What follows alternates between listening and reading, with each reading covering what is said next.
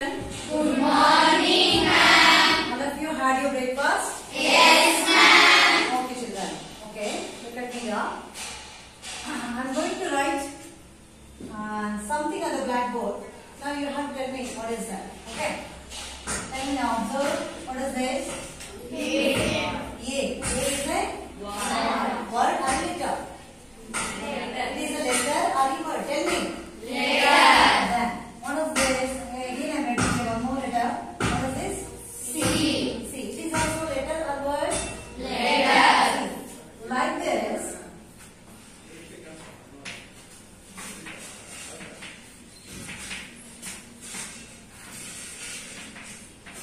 What I am writing here, all alphabets. Okay. See, A B C D E F G H E F G H I J K L J K L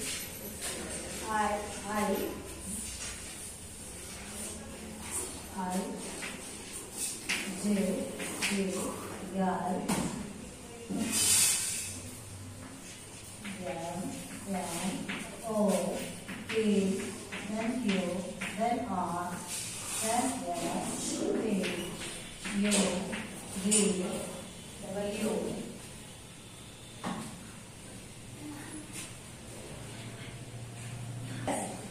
U V W X Y Z. See, all these are alphabets. Okay. If we write on the blackboard a single letter means we call all this as a letters. Okay. And then here I'll write C.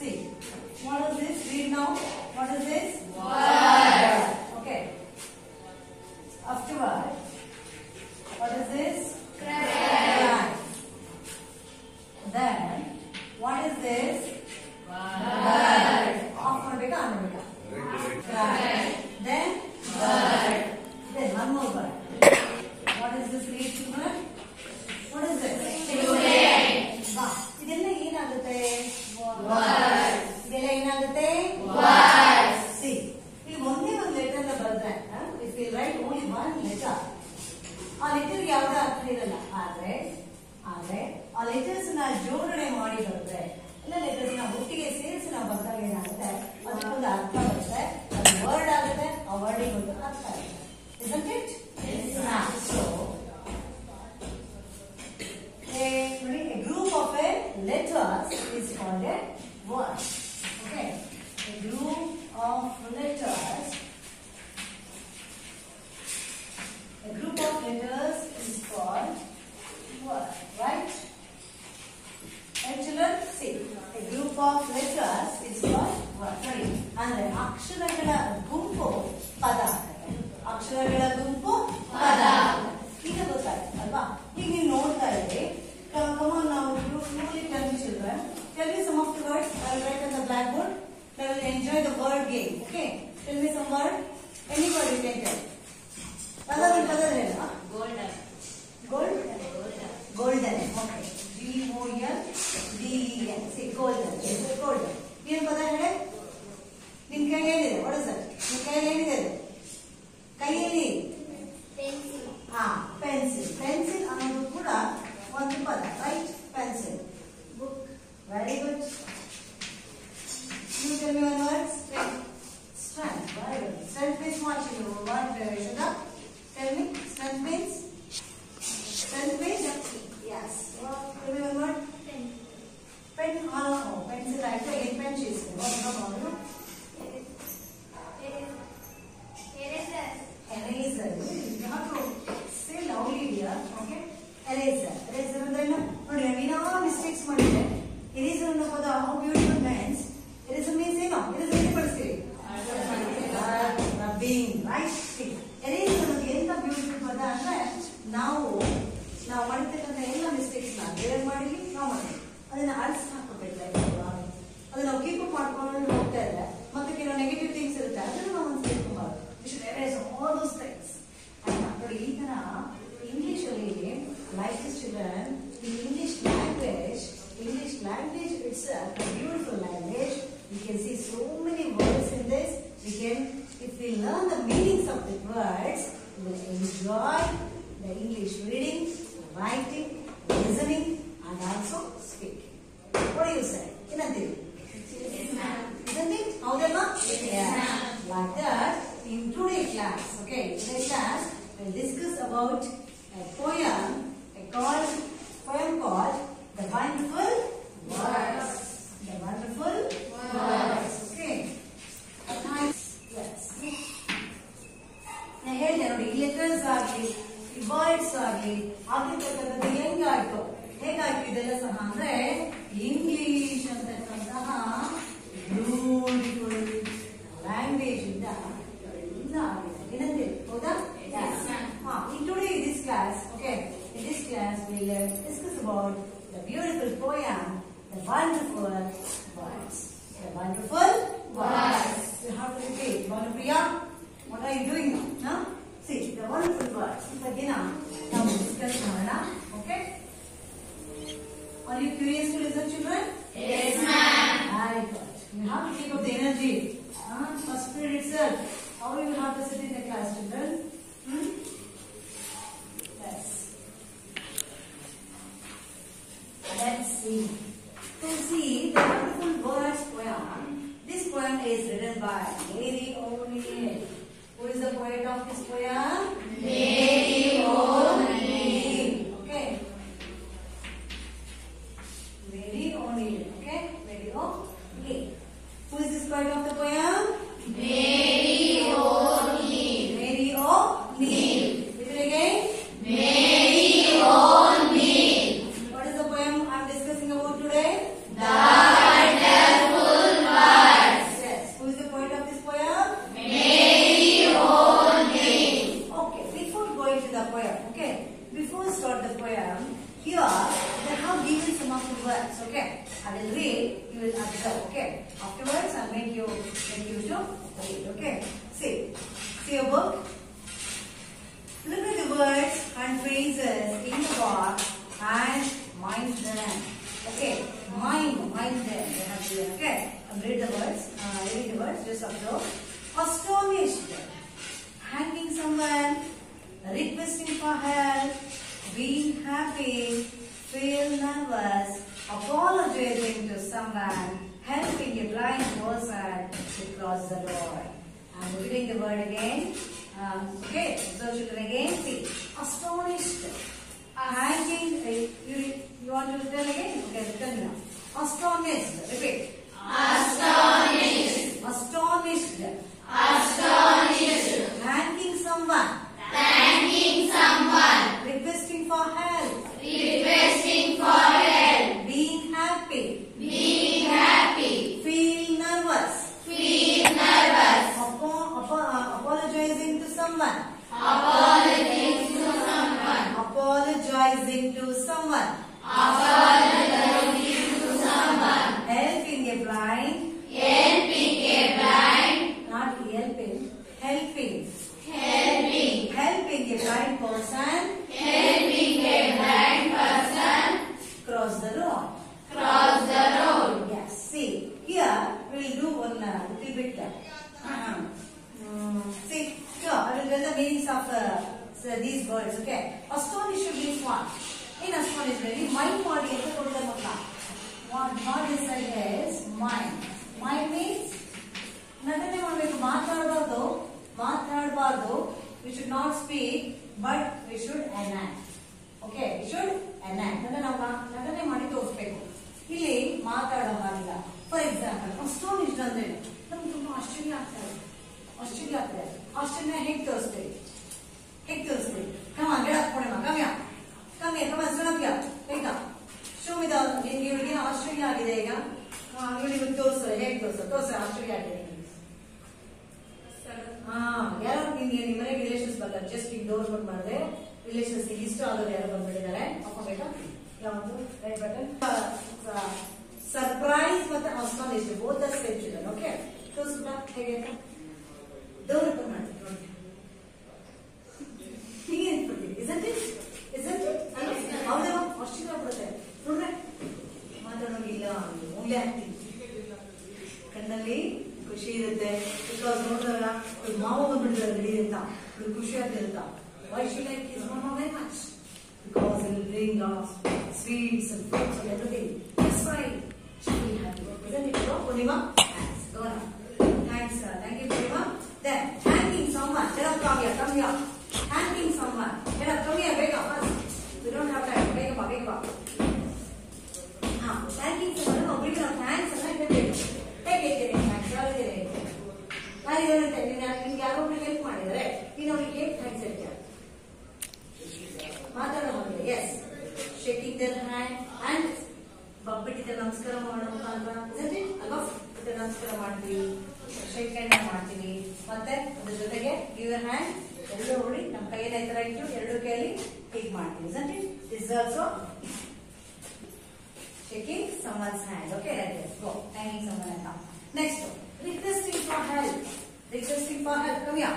ಯಾರತ್ರ ಏನು ಸಹಾಯ ಕೇಳಬೇಕು ದೀಪಿಕಾ ಹೇಗೆ help ಕೇಳ್ತಾರೆ ಮಾತಾಡೋ ಹಾಗಿಲ್ಲ but shouldn't act ತೋರಿಸು ಈಗ ಹೇಗೆ ಹೆಲ್ಪ್ ಕೇಳ್ತೀಯಾ ಹುಡುಗ ಏನೋ ಹೆಲ್ಪ್ ಕೇಳೋದು ಹೆಂಗೆ ಕೇಳ್ತಾ ನೀವಂತಿಲ್ಲ ಕೇಳಲ್ಲ ಸ್ಪೀಕ್ ಮಾಡೋ ಹೇಗೆ ಕೇಳ್ತೀಯಾ ಈಗ ನಕರೆ ಕೊಡಲ್ಲ ಪ್ಲೀಸ್ ಅಂತ ಕೇಳ್ತೇವಾ ಅದು ಬೆನ್ ಬೇಕಾಗುತ್ತೆ ಫುಡ್ ಬೇಕಿರುತ್ತೆ ಥ್ಯಾಂಕ್ ಯು ಸರ್ ಪ್ಲೀಸ್ ಅಂತ ಯೂಸ್ ಮಾಡ್ತಿಲ್ವಾ ಅದೇನದು requesting for help then being happy ಹೆಂಗಿರ್ತೀರಿ ಹ್ಯಾಪಿಯಾಗಿ ನೀವು ಎಲ್ಲರೂ ಇರ್ತೀರಿ ಹೇಗೆ ಹ್ಯಾಪಿಯಾಗಿರೋದು ಇಲ್ವಾ ಪ್ರೈಸ್ ಬಂತು ಅಂದ್ರೆ ಮುಗಿತು ಕದ ನಿಮ್ಗೆ ಅಥವಾ ಒಂದು ಯುಟಿನಲ್ಲಿ FA ಟೆಸ್ಟ್ ಅಲ್ಲಿ ಔಟ್ ಆಫ್ 4 ಮಾರ್ಕ್ಸ್ ಬಂದ್ರೆ ಹೆಂಗ್ ಖುಷಿಯಾಗಿದ್ದೀರಿ ಹೀಗೆ ಅವತ್ತು ತುಂಬಾ ಚೆನ್ನಾಗಿ ಹಾರ್ವೆಸ್ಟ್ ಮಾಡ್ಕೊಂಡು ಹೋಗಿದ್ದೀವಿ ನಮಗೆ 32 ಹಾಲನ್ನು ಕೂಡ ಹೀಗೆ ಅಲ್ವಾ ಹ್ಯಾಪಿ ನೆಕ್ಸ್ಟ್ ಟೆಸ್ಟ್ ಕೊಟ್ಟಿದ್ದಾರೆ ಕಡಿಮೆ ಮಾರ್ಕ್ಸ್ ಇದೆ ನೆಕ್ಸ್ಟ್ ಮ್ಯಾಮ್ ಬರ್ತಾ ಇದಾರೆ ಜಸ್ಟ್ ಒಂದು ಗೋಲ್ ಅನ್ನ ರಿಟರ್ನ್ ಮಾಡಿದ್ರೆ ಆಯ್ತು ನೀವು ಹೆಂಗ್ ತಗೊಂಡ್ರಿ ಫೀಲಿಂಗ್ ಫಸ್ಟ್ ಟೀಚರ್ ಮಾರ್ಕ್ಸ್ ಬರ್ತದೆ ಕೈ ಕಾಲೆಲ್ಲ ಕಡೆ ನರ್ವಸ್ ಭಯ ಆಗ್ತದೆ ಉಳಿತಾಯ ಮಾಡ್ತಾ ಇದೆ ಮಾರ್ಕ್ಸ್ ಕಮ್ಮಿ ಇದೆ ಅಂತ ಹೌದಾ ಇಲ್ವಾ so that is feeling nervous next apologising to someone ಏನೋ ಗೊತ್ತಾಗಿ ಒಂಚೂರು ಮಿಸ್ಟೇಕ್ ಆಗ್ಬಿಡುತ್ತೆ ಅದಕ್ಕೆ ನಾವೇನ್ ಮಾಡ್ತೀವಿ ನೆಕ್ಸ್ಟ್ ಈ ತರ ಮಾಡಲ್ಲ ಹೆಂಗ್ ಮಾಡ್ತೀರಲ್ಲ ನಿಮ್ಮ ಅಪ್ಪ ಅಮ್ಮ ನೀವು ತಪ್ಪಾಗ ಏನ್ ಮಾಡ್ತೀರಾ ಅಯ್ಯೋಗೆ ಪ್ಲೀಸ್ ಪ್ಲೀಸ್ ಅನ್ನೋ ಬಿಡ್ತಾರ ಇಲ್ಲ ಅವ್ರು ಕಾಲ್ ಇಟ್ಕೊಂಡ್ಬಿಡ್ತೀರಿ ರೈಟ್ ಅಪಾಲಜೈಸಿಂಗ್ ಟು ಸಮ್ವನ್ ಕಾಲ್ ಇಟ್ಕೊಂಡು ಇಷ್ಟು ಯಾವತ್ತು ಮಾಡಲ್ಲ ಅಂತ ನೀವು ಹೂ ಅಂತ ಹೇಳೋ ಲಕ್ಷಣ ನಾವು ಕಾಲ್ ಇಡೋದಿಲ್ಲ ಅಂತ ಏನ್ ಮಾಡ್ತೀರಿ you hold legs right right ಹೌದಾ ಹೌದಾ ಮಾತಾಡ್ಬೇಕು ಭಾನುಪ್ರಿಯ ಯಾರು ರಿಪೀಟ್ ಅಲ್ವಾ next helping a blind person to cross the road Hey, come here, yo. What's your name? Get up, come. Helping a blind person to cross the road. What's your name, dear? Huh? Uma, come here. Uma. See, blind person is a blind. Come here. So, you can party, road class, mark, blind, is there. What else do you come up with? We don't know how to do it. Go, thanks, right?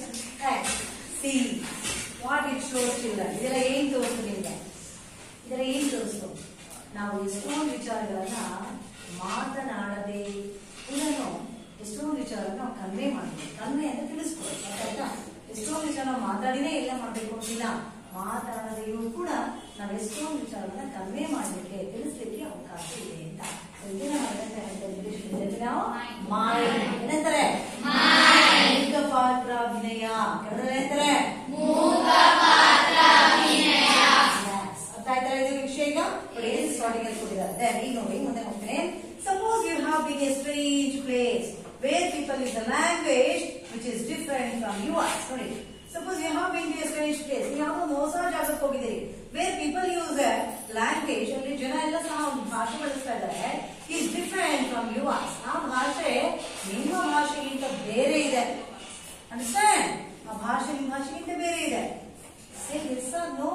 Yes, ma'am. ಅರ್ಥ ಆಗ್ತಿದೆ ಅಲ್ವಾ? See, different from yours.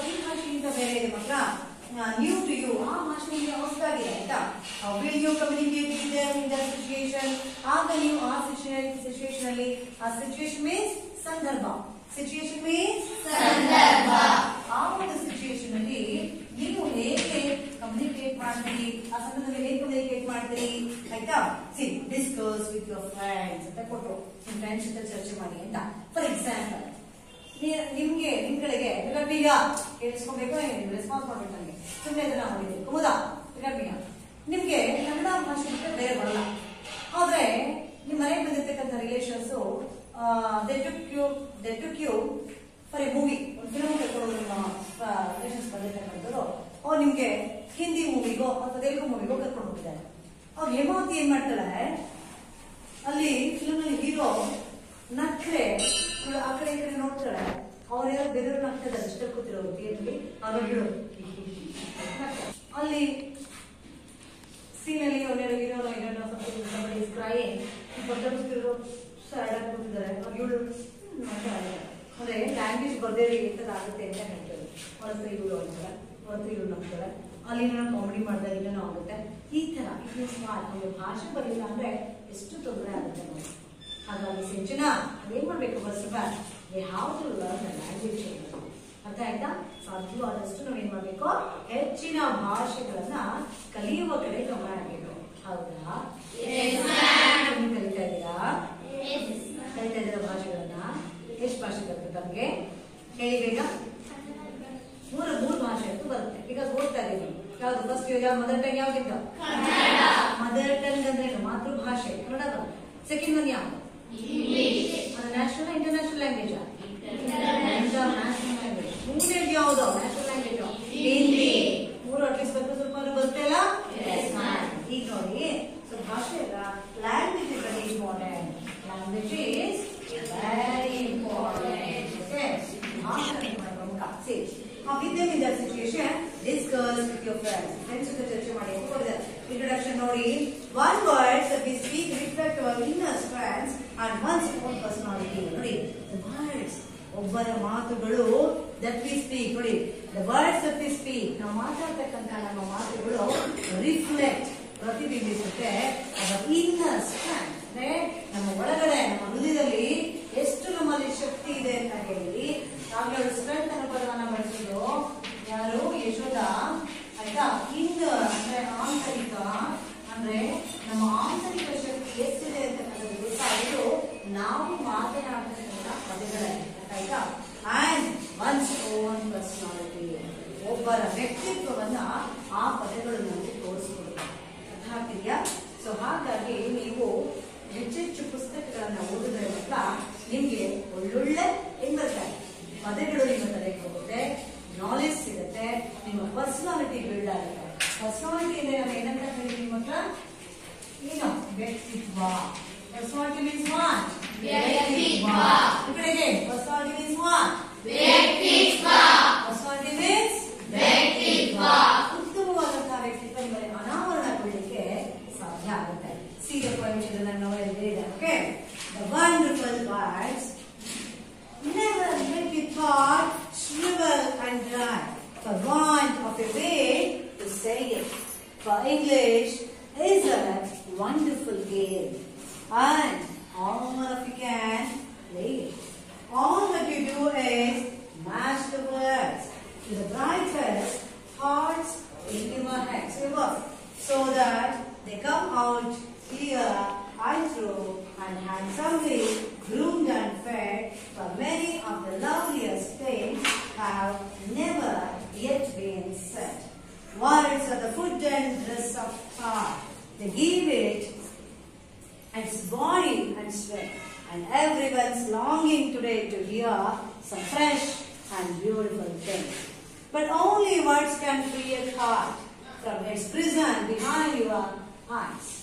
Maybe your mind is holding now a marvelous new surprise.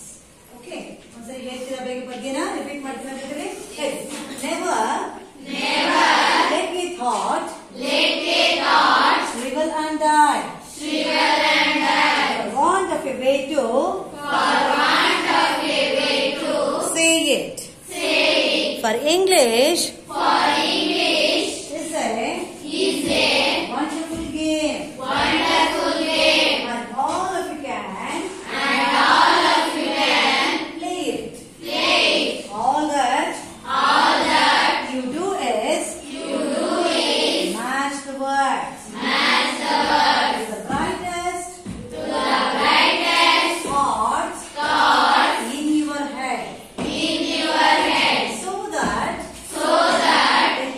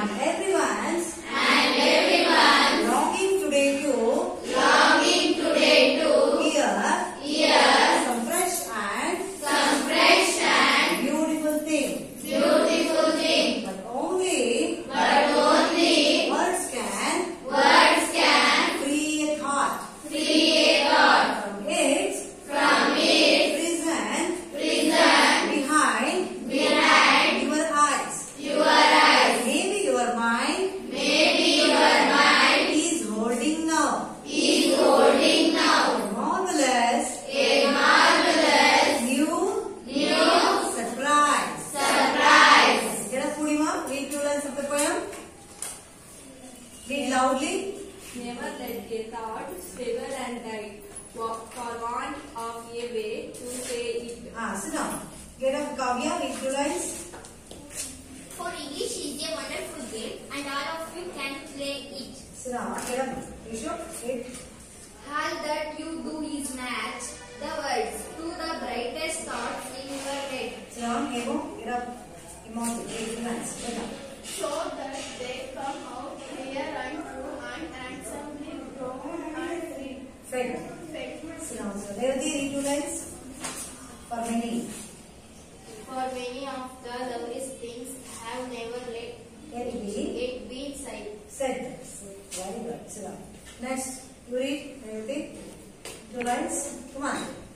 Words are the food and dress of thoughts. They give it its body and feet. Get up. Get up. Read 2 lines. And everyone is Longing. and love. Today to hear. Longing today to Here. hear Ah. some fresh and beautiful things. Get up, Deepika. Read 2 lines. But only words can free a thought. Free a thought. Free a thought from its person. Reason. Behind your eyes. Very good. Get up, read Priti. Last 2 lines of the poem. Maybe your mind is holding now a marvelous now New. New surprise. Very good. Sit down. Okay, children. Look at me here. So, see, you all know that how to read the poem. Okay. Written by Mary O'Neill. The wonderful poem is a very beautiful poem. In this poem, you can see that the words what will occur in our mind. ಆಯ್ತಾ, ಯಾವೆಲ್ಲ ಪದಗಳು ನಮ್ಮ ತಲೆಯಲ್ಲಿ ಬರ್ತಾ ಹೋಗುತ್ತೆ, ಇನ್ನೆಲ್ಲ ಯೋಚನೆಗಳು ಬರ್ತಾ ಹೋಗುತ್ತೆ, ಅಷ್ಟು ಪದಗಳನ್ನ ನಾವು ಆಯ್ತಾ ಅದನ್ನೆಲ್ಲ ನಾವು ಎದುರ್ಕೊಂಡು ಸಪ್ರೆಸ್ ಮಾಡಿ ಹೇಳ್ಬೇಕಾ ಬೇಡವಾ ಅಂತ ಯೋಚನೆ ಮಾಡೋ ಬದಲಿಗೆ ಆ ಕ್ಷಣಕ್ಕೆ ಏನ್ ನ್ಯಾಚುರಲ್ ಆಗಿ ಬಿಲ್ಡ್ ಆಗುತ್ತೆ ವರ್ಡ್ಸ್, ಅದನ್ನ ನಾವು ಹೇಳಬೇಕು ಅಂತ ಹೇಳಿ ನಮ್ಮ ತಲೆ ಬರ್ತಕ್ಕಂಥ ಥಾಟ್ಸ್ ನ ನಾವು ಎಕ್ಸ್ಪ್ರೆಸ್ ಮಾಡಬೇಕು, ಸುಮ್ಮನಿರ್ಬಾರ್ದು ಅಂತ ಹೇಳಿ ಇಲ್ಲಿ ಪದದಲ್ಲಿ ಗೊತ್ತಾಗ್ತಾ ಹೋಗುತ್ತೆ. I'll continue. I'll tell you in the next class. Okay? Thank you. Okay. In our last class, we are discussing the poem, The Wonderful Words. Okay. The Wonderful Words poem is written by Mary O'Neill. Okay. Yes. Even I read the poem in my last class, and you have also tried to read the poem. Okay. Yes. Do you all by heart this poem? This poem is from the examination memorization set. Okay. All of you have by heart it? Yes. Okay. Let's see. I'll explain this poem. Okay. Never let a heart shrivel and die for want of a way to say it. For English is a wonderful game, and all of you can play. See, never let it heart. Heart means yochane. Heart means yochane. Here, Mary O'Neill is saying that never let it heart. See, in our mind, so many thoughts will coming always. Okay, ನಮ್ಮ ಮನಸ್ಸಲ್ಲಿ ಅನೇಕ ಯೋಚನೆಗಳು ಬರ್ತಾ ಇರುತ್ತೆ, ಅನೇಕ ವಿಚಾರಗಳು ಓಡ್ತಾ ಇರುತ್ತೆ. ಆಗ never let your thoughts shrivel and die. ಇಲ್ಲಿ shrivel ಅಂದ್ರೆ ಏನೇನು ಕೊಟ್ಟಿದ್ದಾರೆ? Shrivel means wrinkle, dry up or waste away. Shrivel means wrinkle, dry up or waste away. Okay. See. ನೋಡಿ, never let it heart. ನಮ್ಮ ಮನಸ್ಸಲ್ಲಿ ಬರ್ತಕ್ಕಂಥ ಯಾವುದೇ ಯೋಚನೆಗಳನ್ನ ಶ್ರಿವಲ್ ಆಗಿ ಬಿಡಬಾರ್ದು. ಇಲ್ಲಿ ಶ್ರಿವಲ್ ಅಂದ್ರೆ ಏನಪ್ಪಾ ಅಂತಂದ್ರೆ ಯಾವುದೇ ಯೋಚನೆ ನಾವು ಹಾಗೆ ಹೋಗ್ಲಿಕ್ಕೆ ಬಿಡಬಾರ್ದು. ಎಲ್ಲಾ ಯೋಚನೆಗಳಿಗೂ ನಾವು ಕಾರ್ಯರೂಪವನ್ನೇ ಕೊಡ್ತಾ ಹೋಗ್ಬೇಕು ಅಂತ. ಅಂದ್ರೆ ರಿಂಕಲ್ ಅಂದ್ರೆ ಮೊಳೆ ಬಿಡೋದು, ಸುಕ್ಕ ಹಾಕ್ಬಿಡ್ತಕ್ಕಂಥ ಯೋಚನೆಗಳು. ರಿಂಕಲ್ ಫೇಸ್ ಅಂತ ಹೇಳ್ತೀವಿ, ಸುಕ್ಕಾಗಿರ್ತಕ್ಕಂಥ ಹಾಗೆ ಈ ಸುಕ್ಕಾಗಿರ್ತಾರೆ ಯೋಚನೆಗಳು ಅಂದ್ರೆ ಅದನ್ನ ಉಪಯೋಗಿಸಿದ ಯೋಚನೆಗಳು ಏನಾಗುತ್ತೆ, ವೇಸ್ಟ್ ಆಗುತ್ತೆ ಅಂತ. ಡ್ರೈ ಅಪ್ ಒಣಗಲಿಕ್ಕೆ ಬಿಡಬಾರ್ದು, ವೇಸ್ಟ್ ಅದನ್ನ ಹಾಗೆ ಹೋಗ್ಲಿಕ್ಕೆ ಬಿಡಬಾರ್ದು ಅಂತ ಎಲ್ಲ ಯೋಚನೆಗಳನ್ನು ಕಾರ್ಯರೂಪಕ್ಕೆ ಪ್ರಯತ್ನವನ್ನ ನಾವು ಮಾಡ್ಬೇಕು ಅಂತ. ಸೆಂಚನ ಅಂಡ್ ಡ್ರೈ. ನೋಡಿ, ಇಷ್ಟೊಂದು ಯೋಚನೆ ನಿಮ್ಮ ಮನಸ್ಸಲ್ಲಿ ಯೋಚನೆ ಬರುತ್ತೆ, ಏನಂತ ನಾನೀಗ ಸೈಕಲ್ ಕಲಿಬೇಕು ಅಂತ ನಿಮ್ಗೆ ಅನ್ಸುತ್ತೆ ಆಯ್ತಾ. ಆಗ ಆ ಯೋಚನೆ ನೀವು ಕಾರ್ಯರೂಪಕ್ಕೆ ತರಬೇಕು. ಕಾರ್ಯರೂಪಕ್ಕೆ ತರೋದು ಹೇಗೆ? ಸುಮ್ಮನೆ ಸೈಕಲ್ ಕಲಿಬೇಕು ಬಂದ್ಬಿಡುತ್ತಾ ಅದು ನಿಮ್ಗೆ? ಇಲ್ಲ, ಏನ್ ಮಾಡ್ತಿದೀಯ ಅದಕ್ಕೆ ಸೈಕಲ್ ಅನ್ನ ತೆಗೆದುಕೊಂಡು ಅದ್ರ ಮೇಲೆ ಕೂತು ಕಲಿಯುವಂತ ಪ್ರಯತ್ನವನ್ನ ನೀವು ಮಾಡಿದ್ರೆ ಆ ಸೈಕಲ್ ಕಲಿತಕ್ಕಂಥದ್ದು ನಿಮ್ಗೆ ಆಗುತ್ತೆ. ಸೊ ಈ ತರ ಅಂದ್ರೆ ಯಾವುದೇ ಯೋಚನೆ ಬಂದ್ರು ಕೂಡ ಅದನ್ನ ಕಾರ್ಯರೂಪಕ್ಕೆ ಇಳಿಸಬೇಕು. ಈಗ ಪದ್ಯ ಪ್ರಾಕ್ಟೀಸ್ ಮಾಡಿ ಅಂತ ಹೇಳಿದ್ದೀನಿ. I told you to write a poem. What you have to do? First you have to take your textbook, open this poem, you have to try to read again. ಮತ್ತೆ ನೀವು ಓದಿದಾಗ ಆ ಪದ್ಯ ನಿಮಗೆ ಬರುತ್ತೆ. ಆ ತರ ನೀವು ಮಾಡಬೇಕು. ಸೇಮ್ ಅಂದ್ರೆ never let your thoughts go and run. ಆಯ್ತಾ? ಆ ಬರ್ತಕ್ಕಂಥ ಯೋಚನೆ ಮನಸ್ಸು ಬರ್ತಕ್ಕಂಥ ಯೋಚನೆ ಯಾವುದೇ ಕಾರಣಕ್ಕೂ ಹೋಗ್ಲಿಕ್ಕೆ ಬಿಡಬಾರ್ದು. For want of a way to say ನೋಡಿ. For want ಅಂದ್ರೆ ಏನು? ಇಚ್ಛೆ, ಆಸೆ, desire. Want ಅಂದ್ರೆ ಮಕ್ಕಳ ಇಷ್ಟ, ಆಸೆ ಅಂತ. ಈಗ ನಾವು for want of a way to say it. ಬರ್ತಕ್ಕಂಥ ಎಲ್ಲ ಯೋಚನೆಗಳನ್ನ ಪದಗಳ ರೂಪದಲ್ಲಿ through the words ನ ಮುಖಾಂತರ ಏನು ಮಾಡಬೇಕು? ಆ ಯೋಚನೆಗಳನ್ನ ಹೇಳಬೇಕು, ಹೊರಗಡೆ ಹೇಳಬೇಕು. ಸೇ ಅಂದ್ರೆ ಹೇಳೋದು. For English is a wonderful game. ನೋಡಿ ಅದನ್ನೇ ಹೇಳ್ತೀವಿ. English is a wonderful game. English ಅಂತಕ್ಕಂಥದ್ದು ತುಂಬಾನೇ ಅತ್ಯದ್ಭುತವಾದಂತಹ ಒಂದು ಆಟದ ರೀತಿಯಲ್ಲಿ ಭಾಷೆ ಅಂತಕ್ಕಂಥದ್ದು. And all of you can play it. ನೀವೆಲ್ಲರೂ ಕೂಡ ಮನಸ್ಸು ಮಾಡಿದ್ರೆ ಅರ್ಥ ಆಗ್ತಿದೆಯಲ್ಲ? ಅರ್ಥ ಆಗ್ತಿದೆಯಾ? ರೆಸ್ಪಾನ್ಸ್ ಬಿಡು.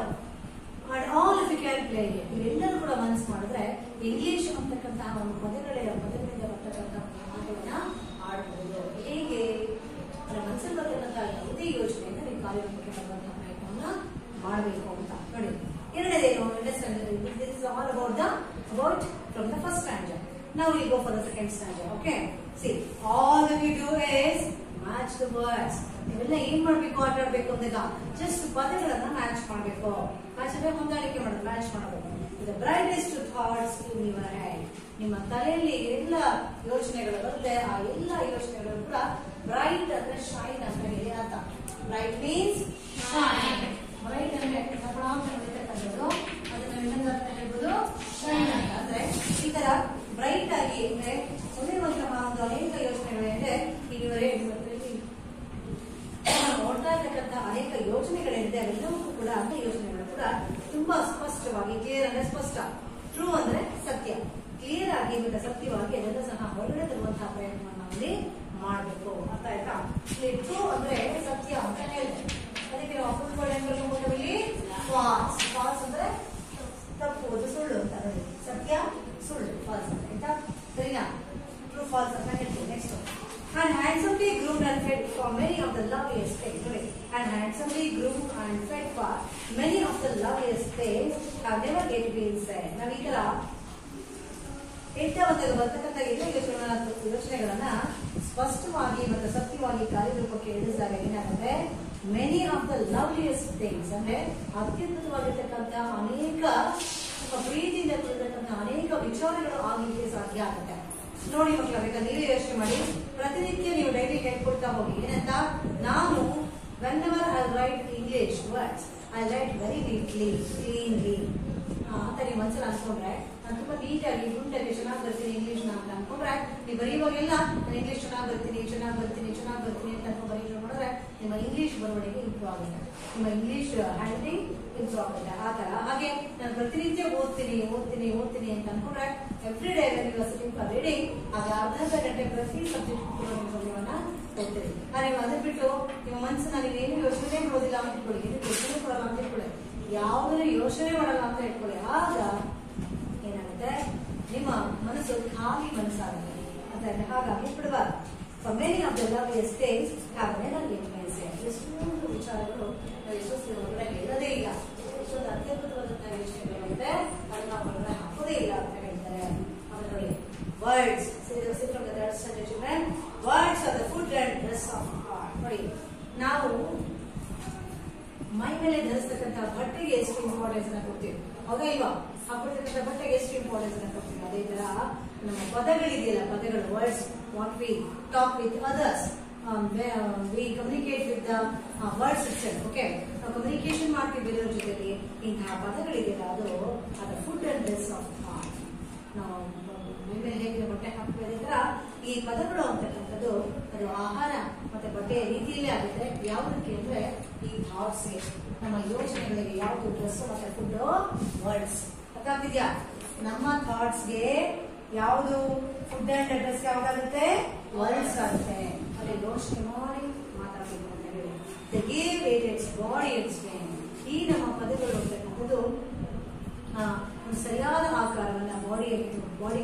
ಕೊಡ್ತೇವೆ. ಸೊ ಆ ತರ ನಮ್ಮ ಆಲೋಚನೆಗಳಿಗೆ ಪದಗಳು ಅಂತಕ್ಕಂಥದ್ದು ಸರಿಯಾದ ಶೇಪ್ ಅನ್ನ ಕೊಡುತ್ತೆ ಆಯ್ತಾ. And every once longing today to hear ನೋಡಿ, and every once longing today to hear ನೋಡಿ. ಪ್ರತಿಯೊಬ್ರು ಸಹ ಮಕ್ಕಳ ಗೊತ್ತಿಲ್ಲ ನೀವು, ಪ್ರತಿಯೊಬ್ರು ಕೂಡ ಮಕ್ಕಳ ಯಾವಾಗ್ಲೂ ಕೂಡ ಯಾರೇ ಏನಾದ್ರು ಮಾತಾಡಿದ್ರೆ, ಯಾರು ಏನಾದ್ರು ಹೇಳಿದ್ರೆ ಪಾಸಿಟಿವ್ ವಿಚಾರಗಳನ್ನ ಕೇಳಲಿಕ್ಕೆ ಎಲ್ಲರೂ ಸಹ ಬಯಸ್ತಾರೆ. ಹೌದಾ? ಈಗ ನಾನು ಬಂದೊಳಗೆ ಕ್ಲಾಸ್ ಒಳಗಡೆ ಬಂದ ತಕ್ಷಣ ನಿಮ್ಮ ಹತ್ರ ಮಾತಾಡುವಾಗ ಹೇ ಇಡಿಯಟ್ಸ್, ತುಂಬಾ ದೊಡ್ಡದಿದೆ, ಏನು ಓದೋದಿಲ್ಲ, ಪ್ಲೀಸ್ ಗರ್ಲ್ಸ್ ನೀವೆಲ್ಲ ಅಂತ ನೀವು ಬೈತಾ ಇದ್ರೆ ನಿಮ್ಗೆ ಏನ್ ಅನ್ಸುತ್ತೆ? ಛೇ, ನಾವು ದೊಡ್ಡೇನೋ, ನಾವು ಹೋಪ್ಲೆಸ್ ಏನೋ, ನಮ್ಮ ಬಗ್ಗೆ ನಂಬಿಕೆನೇ ಇಲ್ಲ ನಮ್ಮ ಮಿಸ್ಗೆ ಅಂತ ಅನ್ಸುತ್ತೆ. ಹೌದಾ? ಅದೇ ನಾನು ಬಂದಾಗ very good girls, you are very intelligent girls, very brave girls. ಏನೋ ಗುಡ್ ಅಂದ್ರೇನೋ ಒಳ್ಳೆ ಹುಡುಗಿರು, ಬ್ರೇವ್ ಅಂದ್ರೇನೋ ಧೈರ್ಯ ಹುಡುಗಿರು, ಜಾಣೆ ಇರೋದಿಲ್ಲ, ತುಂಬಾ ಚೆನ್ನಾಗಿ ಗೊತ್ತಿದೆ ಅಂತ ನಾವು ಪಾಸಿಟಿವ್ ಆಗಿ ಮಾತಾಡುವಾಗ ಮಕ್ಕಳಿಗೆ ಏನಾಗ್ತಾರೆ, ಅದನ್ನ ಆಗಲಿಕ್ಕೆ ಅವಕಾಶ ಆಗುತ್ತೆ ಅಲ್ವಾ? ಅದು ಚೆನ್ನಾಗಿ ಓದಲಿಕ್ಕೆ ಪ್ರಯತ್ನ ಪಡ್ತಾರೆ. ಅಂದ್ರೆ ಇವತ್ತ the game it's body and stay and every once longing to rate area. So ಹಾಗಾಗಿ ಪ್ರತಿಯೊಬ್ಬರು ಕೂಡ ಏನ್ ಮಾಡ್ತಾರೆ, ಒಳ್ಳೆಯ ವಿಚಾರಗಳನ್ನ, ಒಳ್ಳೆಯ ಮಾತುಗಳನ್ನ ಕೇಳಲಿಕ್ಕೆ ಎಲ್ಲರೂ ಕೂಡ ಬಯಸ್ತಾರೆ. ಇದರಿಂದ ನೀವು ಯಾರೇ ನಿಮ್ಮ ಮುಂದೆ ಸಿಕ್ಕರು ಕೂಡ ಅವ್ರು ಏನಾದ್ರು ಕೇಳಿದಾಗ ನಿಮ್ಮ ಫ್ರೆಂಡ್ಸ್ ಆಗಲಿ ತಗೊಂಡು ಸ್ವಲ್ಪ ಚೆನ್ನಾಗಿ ಬಂದಿರ್ತಾರೆ, ಅಷ್ಟೊಂದೇ ಚೆನ್ನಾಗಿ ಬಂದಿಲ್ಲ, ಅದನ್ನ ತೋರಿಸಿದಾಗ ನೀವೇನೇನು ನಿಮ್ಮ ಫ್ರೆಂಡ್ಸ್ಗೆ ಚೆನ್ನಾಗಿ ಬಂದಿದ್ದಾರೆ ಆದ್ರೆ ಈ ಇನ್ನೂ ಕೊಡಿ. ಅವಳು ಏನ್ ಮಾಡ್ತಾಳೆ, ನೆಕ್ಸ್ಟ್ ಟೈಮ್ ಬರೆಯುವಾಗ ಇನ್ನೂ ಚೆನ್ನಾಗಿ ಬರೀತಾರೆ. ಇದರ ಎಲ್ಲ ಪದಗಳಿಗೆ ಏನಾಗ್ತಾರೆ, ಕೊಡುವಂತಹ ಪದಗಳಿಗೆ ಏನಂತ ಹೇಳ್ತೀರೋ ಪಾಸಿಟಿವ್ ಫೀಡ್ಬ್ಯಾಕ್. ಪಾಸಿಟಿವ್ ಫೀಡ್ಬ್ಯಾಕ್ ಅಂತ ಹೇಳ್ತೀವಿ ಆಯ್ತಾ. ಸೊ ಯಾವತ್ತೂ ನಾವು ಯಾರಿಗಾದ್ರೂ ಇಂಪ್ರೂವ್ ಮಾಡಬೇಕು ಅಂತ ಅನಿಸಿದ್ರೆ ಅದು ಪಾಸಿಟಿವ್ ಆಗಿ ಧನಾತ್ಮಕವಾಗಿ ಹೇಳ್ತಾ ಹೋಗ್ಬೇಕು, ನೆಗೆಟಿವ್ ಆಗಿ ಹೇಳಬೇಕು ಅಂತ. ಆ ತರದ ಪದಗಳನ್ನು ಕೇಳಕ್ಕೆ ಚೆನ್ನಾಗಿ ಇಷ್ಟಪಡ್ತಾರೆ ಅಂತ. ಫ್ರೆಶ್ ಅಂತ ಹೇಳ್ಕೊಳ್ತೀವಿ. ಎಲ್ಲರೂ ಕೂಡ ಸೊಸೈಟಿಯಲ್ಲಿ ಫ್ರೆಶ್ ಆಗಿರ್ತಕ್ಕಂಥ ಹೊಸ ವಿಚಾರಗಳನ್ನ ಮತ್ತೆ ಅನೇಕ ಬ್ಯೂಟಿಫುಲ್ ಥಿಂಗ್ಸ್ ನ ಕೇಳುವಂತಹ ಪ್ರಯತ್ನ ಎಲ್ಲರೂ ಕೂಡ ಮಾಡ್ತಾರೆ. ಹಾಗೆ ನೀವು ಕೂಡ ಮಾಡ್ತೀರಾ? ಚೆನ್ನಾಗಿ ಓದ್ತೀರಾ? ಬರೆಯುವಂತ ಪ್ರಯತ್ನ ಮಾಡ್ತೀರಾ? ಇಂಗ್ಲಿಷ್ ಬೇರೆ ಓದ್ತಾ ಇದ್ದೀರಾ? ರಿಯಲಿ? Don't say lie. ನಿಜನಾ? What Deepika, what are you laughing at? See, come to the last stanza. But only words can free a thought. ನೋಡಿ, ನಮ್ಮ ಮನಸ್ಸಲ್ಲಿ ಏನೇನೋ ಯೋಚನೆ ಬರ್ತಾ ಇರುತ್ತೆ, ಯಾರೋ ಒಬ್ರು ಬೈಬಿಟ್ರು, ಅವ್ರಿಗೆ ಏನಾದ್ರು ಬೈಬೇಕು ರಿಟರ್ನ್ ಅಂತ ನಮ್ಗೆ ಅನಿಸ್ತಾ ಇರುತ್ತೆ. ಆದ್ರೆ but only words can free A thought. ಆತರ ಕೆಟ್ಟದಾಗಿ ಬರ್ತಕ್ಕಂಥ ಯೋಚನೆಗಳನ್ನ ನಾವು ಬೆಳೆಸುವಂತ ಪ್ರಯತ್ನವನ್ನ ಮಾಡಬಾರ್ದು. ಅರ್ಥ ಆಯ್ತಾ? ಮನಸ್ಸಲ್ಲೇ ಇಟ್ಕೊಂಬಾರ್ದು. ಹೇಳ್ಬೇಕು, ಅವ್ರು ಹೇಳೋ ವಿಧಾನದಲ್ಲಿ ಸ್ವಲ್ಪ ಸಾಫ್ಟ್ ಸ್ಪೋಕನ್ ಆಗಿ ಹೇಳ್ಬೇಕಾಗುತ್ತೆ. ಪದಗಳು ಮಾತ್ರ ನಮ್ಮ ಯೋಚನೆಗಳನ್ನ ಮುಕ್ತಗೊಳಿಸುತ್ತೆ ಅಂತ ಅರ್ಥ. ಅಂದ್ರೆ ಆ ಯೋಚನೆಗಳನ್ನ ಹೊರಗಡೆ ಹಾಕ್ಬೇಕು ಅಂತ. From it's prison behind our eyes. ನೋಡಿ, ಆ ಎಲ್ಲ ಯೋಚನೆಗಳು ನಮ್ಮ ಕಣ್ಣಿನ ಒಳಗಡೆ, ಪ್ರಿಸನ್ ಅಂದ್ರೆ ಜೈಲು ಅಂತ ಅರ್ಥ. ಪ್ರಿಸನ್ ಮೀನ್ಸ್ ಜೈಲು ಅಂತ ಅರ್ಥ. ಅಂದ್ರೆ ಕಣ್ಣಿನ ಒಳಗಡೆ ಜೈಲಿನಲ್ಲಿರ್ತಕ್ಕಂಥ ಕೈದಿ ಹೇಗಿರ್ತಾನೆ ಹಾಗೆ ಪ್ರಿಸನ್ ಜೈಲಿನಲ್ಲಿರ್ತಕ್ಕಂಥ ಕೈದಿ ಹೇಗಿರ್ತಾನೆ ಹಾಗೆ ಅನೇಕ ಯೋಚನೆಗಳು ನಮ್ಮ ಕಣ್ಣಿನ ಒಳಗಡೆ ಇರ್ತದೆ. ಅದೆಲ್ಲವನ್ನು ಸಹ ಮಾಡಬೇಕು, ಒಳಗಡೆ ತರುವಂತ ಪ್ರಯತ್ನವನ್ನು ಮಾಡಬೇಕು. May be your mind is holding down. ನಮ್ಮ ಮನಸ್ಸು ಎಲ್ಲ ಯೋಚನೆಗಳನ್ನ ಹೋಲ್ಡ್ ಮಾಡಿರುತ್ತೆ, ಅಂದ್ರೆ ಹಿಡ್ಕೊಂಡಿರುತ್ತೆ. ಗೊತ್ತಿರಲ್ಲ ಹೊರಗಡೆ ಮಾರ್ವಲಸ್ ಹೇಳಿದಾಗ ಏನಾಗುತ್ತೆ ಮಕ್ಕಳ, ಮಾರ್ವಲಸ್ ಅಂದ್ರೆ ಅತ್ಯದ್ಭುತವಾದಂತಹ ಅಂತ, ನೀವು ಅಂದ್ರೆ ಹೊಸ ಅಂತ, ಸರ್ಪ್ರೈಸ್ ಅಂದ್ರೆ ಆಶ್ಚರ್ಯ ಅಂತ ಆಯ್ತಾ. ಅಂದ್ರೆ ಆಗ ಅತ್ಯದ್ಭುತವಾದಂತಹ ಹೊಸದಾಗಿರ್ತಕ್ಕಂಥ ಅನೇಕ ಆಶ್ಚರ್ಯಗಳು ಸಂಭವಿಸಲಿಕ್ಕೆ ಸಾಧ್ಯ ಆಗುತ್ತೆ ಅಂತ. ಹಾಗಾಗಿ ನೀವು ಕೂಡ ಯಾವುದೇ ರೀತಿಯ ಯೋಚನೆಗಳ ಒಂದು ನೀವು ಎಕ್ಸ್ಪ್ರೆಸ್ ಮಾಡಬೇಕು. ಫಾರ್ ಎಕ್ಸಾಂಪಲ್, ಮನೆಯಲ್ಲಿ ಬೆಳಿಗ್ಗೆ ಅಮ್ಮ ಟಿಫನ್ ಕೊಡ್ತಾರೆ, ತಿಂಡಿ ತಿಂತಾ ಇರ್ತೀವಿ, ತುಂಬಾ ಚೆನ್ನಾಗಿದೆ ತಿಂಡಿ, ನಾಲಿಗೆಗೆ ಬಾಯಿ ಒಂದು ತುತ್ತು ತಿಳ್ಕೊಂಡ ತಕ್ಷಣ ಗೊತ್ತಾಗ್ಬಿಟ್ಟು it is very tasty breakfast ಅಂತ. ನೀವು ಹೇಳಿದ್ರೆ ನಮ್ಮ ಅಮ್ಮ ಜೊತೆ ಬಂದ್ಬಿಡುತ್ತೆ ಅಂತ ಹೇಳಿ ಚೆನ್ನಾಗಿದ್ರು ಕೂಡ ನೀವು ಏನೂ ಎಕ್ಸ್ಪ್ರೆಸ್ ಮಾಡಲ್ಲ, ಸುಮ್ಮನೆ 2 ತಟ್ಟೆ ತಿಂತೀರಿ. ಆದ್ರೆ ಅವಳು ಒಂದು ತುಂಬಾ ಚೆನ್ನಾಗಿದೆ ಅಮ್ಮ ಅಂತ ಹೇಳಿ ಒಂದು ಕಾಂಪ್ಲಿಮೆಂಟ್ ಅನ್ನ ಕೊಡೋಣ, ಕಾಂಪ್ಲಿಮೆಂಟ್ ಅನ್ನೇ ಹೋಗ್ಬಿಡೋದು ಆಯ್ತಾ. ಅಂದ್ರೆ ಅದನ್ನ ನೀವು ಹೇಳಿದಾಗ ಏನಾಗುತ್ತೆ, ಅವಳು ಒಂದು ಫೀಡ್ಬ್ಯಾಕ್ ಸಿಗುತ್ತೆ, ಅವಳು ಇನ್ನೂ ಚೆನ್ನಾಗಿ ಮಾಡೋಕೆ ಪ್ರಯತ್ನ ಮಾಡ್ತಾರೆ. ಸೊ ಹಾಗಾಗಿ ಎಲ್ಲವೂ ಕೂಡ ಎಕ್ಸ್ಪ್ರೆಸಿವ್ ಆಗಿರ್ಬೇಕು ಅಂತ ಅರ್ಥ. ಇದನ್ನ ಫೈನಲಿ ಬಂದಿದೆ ಅರ್ಥ ಎಕ್ಸ್ಪ್ರೆಸಿವ್. ಎಕ್ಸ್ಪ್ರೆಸಿವ್ ತಲೆಯಲ್ಲಿ ಬರ್ತಕ್ಕಂಥ ಯೋಚನೆಗಳನ್ನ ಹೊರ ಹಾಕಬೇಕು. ಈಗ ನಿಮ್ಮನ್ನು ಕೇಳ್ತೀನಿ, ಪಾಠ ಮಾಡ್ತಾ ಇರೋದ್ರಿಂದ ಅರ್ಥ ಇದೆಯಾ? ಕೇಳ್ತಾ ಇದೀನಿ ಅಂತ ಸುಳ್ಳಿಗೆ ಹೇಳೋದಲ್ಲ. ಅರ್ಥ ಆಗಿಲ್ಲ ಅಂದ್ರೆ ನೀವು ಮತ್ತೆ ಕೇಳ್ಬೇಕು, ಮಿಸ್ ಈ ಪದದ ಅರ್ಥ ಏನು ಅಂತ ಆಯ್ತಾ. ಸೊ ತಿಳ್ಕೊಳ್ಳುವಂತಹ ಪ್ರಯತ್ನ ನೀವು ಮಾಡಬೇಕು. ಮಾಡಿದಾಗ ಮಾತ್ರ ನೀವು ಹೆಚ್ಚು ಕಲಿತಾ ಹೋಗ್ತೀರಿ ಅಂತ, ಇಲ್ಲಾಂದ್ರೆ ಕಲಿಲಿಕ್ಕೆ ಅವಕಾಶ ಬಹಳ ಕಷ್ಟ ಆಗುತ್ತೆ. ಸೊ ಹಾಗಾಗಿ ಮನಸ್ಸಲ್ಲೇ ವಿಚಾರಗಳನ್ನ ಇಟ್ಕೊಂಡು ನಿಮ್ಮ ಅನೇಕ ಕಲಿಬೇಕು ಅಂತಕ್ಕಂಥ ಇಚ್ಛೆಯನ್ನು ಬದಿಗಿಡಬೇಡಿ. ಸೊ ಕಲಿಯುವಂಥ ಪ್ರಯತ್ನವನ್ನ ಮಾಡಿ. So it's all about the wonderful words written about